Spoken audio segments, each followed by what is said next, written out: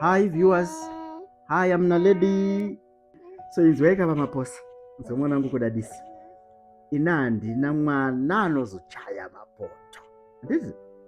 Tichiti tichajika matekenya ndebvu nerugaba iwozvarira vanhu vana mahara. Pasina tsvakirai kuno makandinzwa nani kana bwenya zhowa. Handidi zhowa asi kuzivana nomukwasha ndoziva mwana wangu ana nani. Kana achiramba kukubvisira chiziva masiziva danani dzokera zvako masvingo kwachivi. Haungabvire gweru munhu waunoti uchandiroora rino rigarutivi. Kuenda mahara ndozvawada unochaya mapoto. Aiwa odo.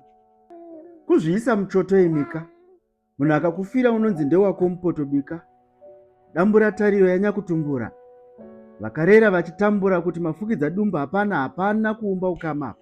Kungove here kumafuro mukaka mombe inokamwa. Mwanasikana kubvisigwa itsika inozikamwa. Ramba kuchaya mapoto kudadisi. Atichayi mapoto.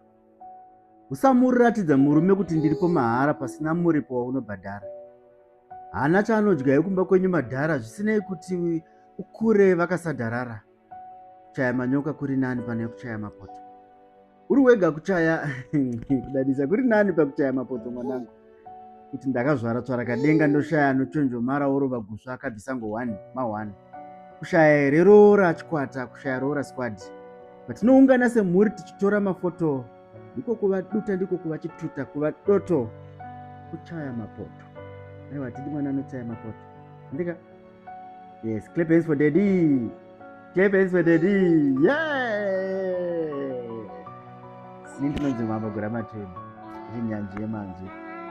Bye. Vakubhabhaisa mwana. Yes, yes.